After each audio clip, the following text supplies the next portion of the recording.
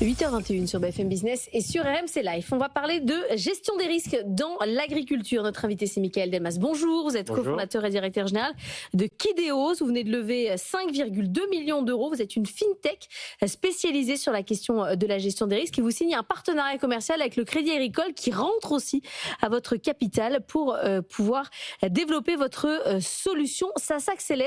Concrètement, vous vous adressez à qui et pour faire quoi ? Très bonne question. Déjà, merci beaucoup pour l'accueil. Ravi d'être là ce matin. On s'adresse à l'ensemble de la filière agroalimentaire. Les exploitants agricoles, les éleveurs, les coopératives industrielles qui vont acheter ou vendre des produits agricoles et qui font face à une volatilité accrue depuis 5 à 6 ans. Volatilité qui tient au contexte géopolitique, on l'a vu, qui est de plus en plus instable, mais également un changement climatique qui devient concret, qui va impacter le niveau de production et le niveau de rendement, et également une circulation virale qui va impacter l'élevage. Donc les prix bougent de plus en plus, les revenus sont mis à mal, les coûts d'approvisionnement également, qu'on va leur permettre de sécuriser et d'amortir les fluctuations de prix. Mais vous n'êtes pas une assurance, vous êtes une fintech. Pas une assurance, on est une fintech. Donc on est une entreprise d'investissement de classe 2, pour être précis, qui est agréée par l'ACPR et pas par l'ORIAS. Donc nous, on est une entreprise d'investissement qui vend des produits de couverture, donc des produits financiers qui permettent d'amortir ces prix.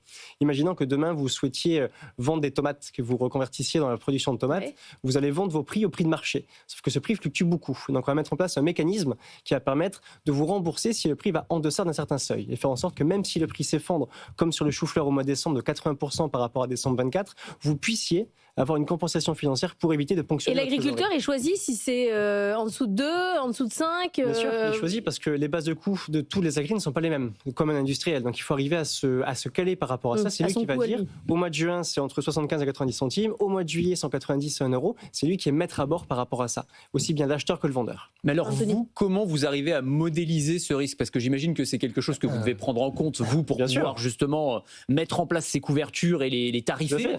Mais on est dans un monde qui est extrêmement complexe, il peut y avoir une guerre, il y a du dérèglement climatique dont on ne sait pas exactement quelles vont être les conséquences à court ou à moyen terme. Comment est-ce qu'on fait pour prendre ça en compte ?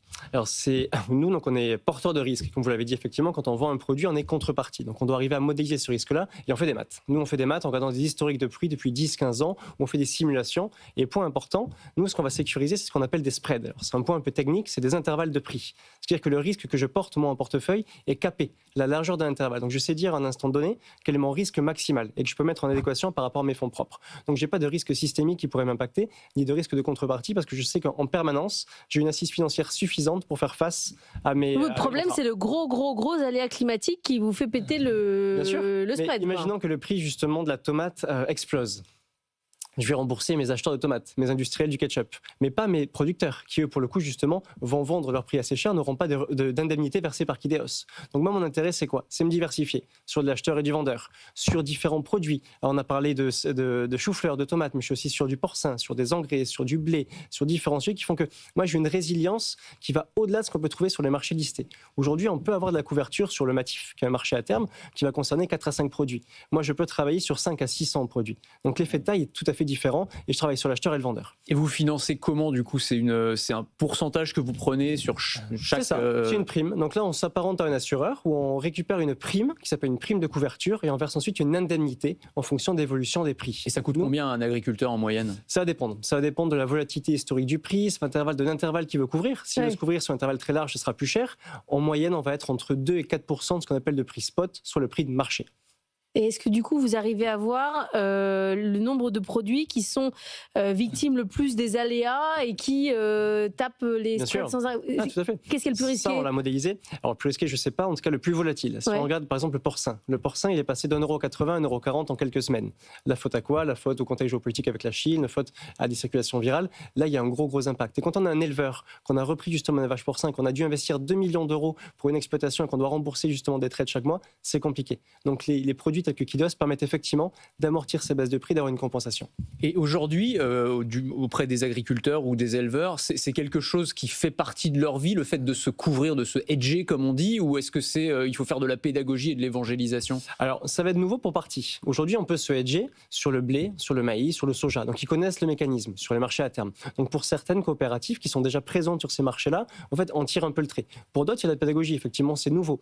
Tout comme pour un industriel, par exemple, un industriel de la filière porcine racine, il n'est pas habitué à se hedger. Donc il faut lui expliquer comment ça marche, il faut arriver à faire un peu de pédagogie, faire des simulations pour qu'il puisse le modéliser et l'intégrer dans un budget. Et votre client direct, c'est l'agriculteur ou c'est la coopérative ou c'est le Crédit Agricole qui va mettre ça dans ce qu'il propose? Différents canaux. En fait, ça va être effectivement, ça peut être soit l'agri en direct, la coopérative qui va agréger des volumes qui vont ensuite revendre la couverture auprès de ses exploitants, auprès de ses adhérents. Ça peut être l'industriel en direct ou ça peut être demain potentiellement des partenaires comme le Crédit Agricole. Et vous avez la taille nécessaire pour garantir cette couverture. Là, vous venez de lever 5 millions d'euros, ce qui est une belle levée de fonds. Effectivement, on le dit souvent, hein, les levées de fonds en ce moment, c'est un petit peu compliqué. Mais on est sur des marchés agricoles qui pèsent des milliards. S'il y a un choc systémique, s'il y a une crise, vous avez les reins assez solides pour pouvoir justement répondre aux besoins de la couverture. Alors au début, nous, on ne pourra pas effectivement travailler sur l'ensemble du périmètre. Parce que 5 millions, c'est bien, mais ça ne va pas permettre de couvrir l'agriculture française. Donc nous, on va travailler petit à petit. Ce qu'on arrive à avoir, ce qu'on cible, c'est arriver à couvrir l'équivalent de 1 milliard d'euros de produits agricoles d'ici à 2029. C'est ça effectivement le chiffre à avoir en tête aujourd'hui.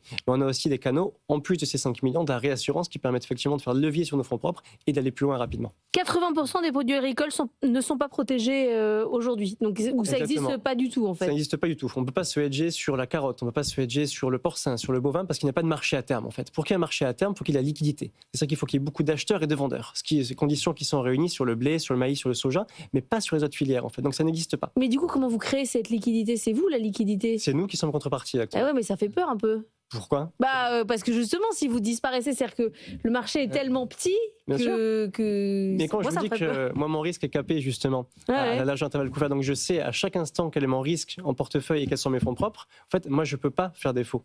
Pourquoi? Parce qu'en instant T, j'aurai toujours un risque en portefeuille qui est inférieur à mes fonds propres. Donc ce risque-là, il n'existe pas. Ce qui se passe là, c'est que je devrais dire non à des clients, potentiellement à des moments. Disant non, là, j'irai au-delà de mon bilan.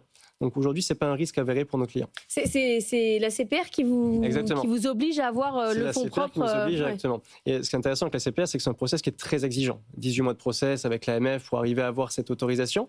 Et c'est le début d'un voyage, parce que maintenant, tous les mois, tous les 3 mois, on aura des reportings. Ils vont s'assurer que nos conditions financières sont assez saines.